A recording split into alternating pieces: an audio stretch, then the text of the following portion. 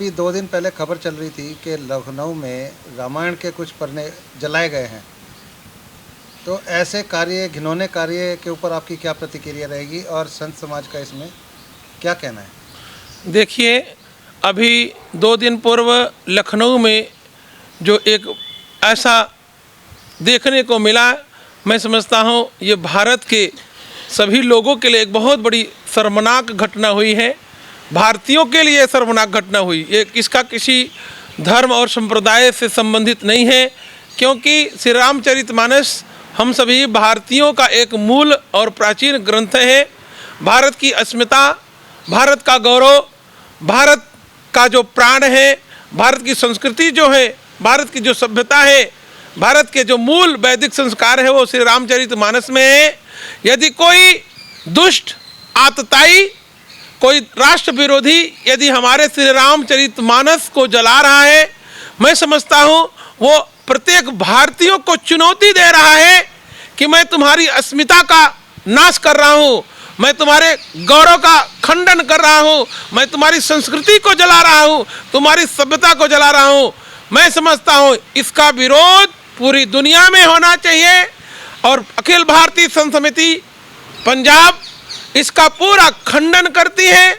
और हम जल्दी ही, आज ही हमारी गवर्नर हाउस पंजाब से बात हुई है, एडीसी से बात हुई है। जो दुनिया के लोग, पूरे भारत नहीं पूरे विश्व के लोग आज भारत की अस्मिता के नाते, भारत के गौरव के नाते इस G20 में भाग लेने के लिए आए हैं और उनके सामने एक घिनौना कृत्य दिखाने के लिए किया जा रहा है।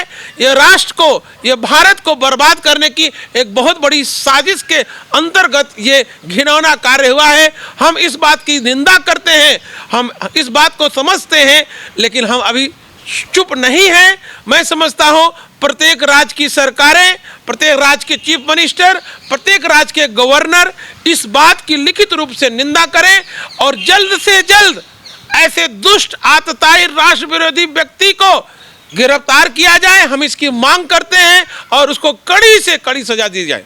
तो स्वामी जी, आपको नहीं लगता कि जैसे हमारे ग्रंथों में भी लिखा है कि जब जब धर्म की हानि होती है तो संत समाज ने आगे बढ़ के कदम उठाया है? तो देखिए, यदि ये सरकार सोती रही तो संत समाज का आगे क्या प्रोग्राम है? मैं समझता हूँ सरकार सो नहीं रही है।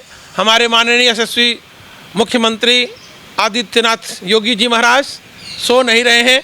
वो तो पूरे उत्तर प्रदेश को जगा करके रखते हैं पड़े।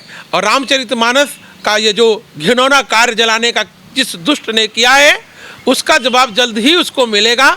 और मैं समझता हूँ जल्दी ही संत समाज उसके लिए एक कड़ा कदम उठाने जा रहा है। तो स्वामी जी, पंजाब का मुखिया होने के नाते आपकी क्या पंजाब सरकार से क्या मांग रहेगी? पंजाब सरकार से यही मांग रहेगी कि पंजाब सरकार पंजाब की तरफ से जल्द ही जल्द एक लेटर, एक पत्र, एक एडवाइजरी जारी करे कि इस प्रकार से जो घटना अभी यूपी में हुई है, पंजाब में फिर दोबारा या पंजाब में न होने पाए, उसके लिए सभी जिलों को अलर्ट किया जाए, सभी जिलाधिकारियों को बताया जाए कि ऐसी कई घटना देखने को मिल रही है, सुनने को मिल रही है, उस पर तुरंत कार्रवाई की जाए और जिला स्तर पर सभी प्रशासनिक रूप हाई अलर्ट पर रखे जाए। निश्चित रूप से यह बहुत, मतलब जितनी इसकी निंदा की जाए उतना कम है। लेकिन समस्या इस बात की है, वर्तमान में जो स्थितियां बन रही हैं, ये देश को अशांत करने की कोशिश की जा रही है, सनातन धर्म को तोड़ने की कोशिश की जा रही है।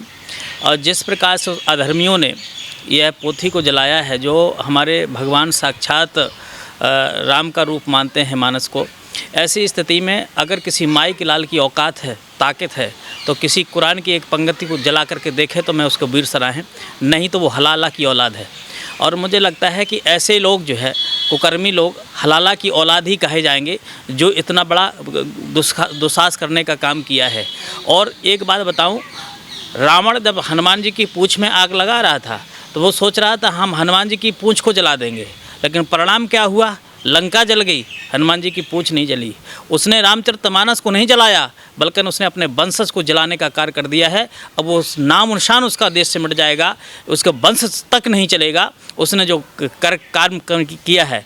ऐसी स्थिति में अभी हम यहाँ पर हैं पंजाब में, और 6 तारीख तक मैंने वहाँ के मीडिया के माध्यम से भी बात की है। मैंने 6 तारीख तक वहाँ की सरकार को अल्टीमेटम दिया है कि उसको तत्काल गिरफ्तार करके फांसी की सज़ा तक सुनाने का कार्य किया जाए। अन्यथा 7 तारीख को हम जाकर के अखिल भारतीय विद्या संघ और संघ समिति बहुत बड़ा आंदोलन करेंगे, और जब तक वह गिरफ्तार नहीं कर दे तब तक हम अनशन तक बैठ जाएंगे, और बहुत अशांति पैदा होगी। उसकी जिम्मेदारी सरकार होगी, हम नहीं, संत समाज नहीं।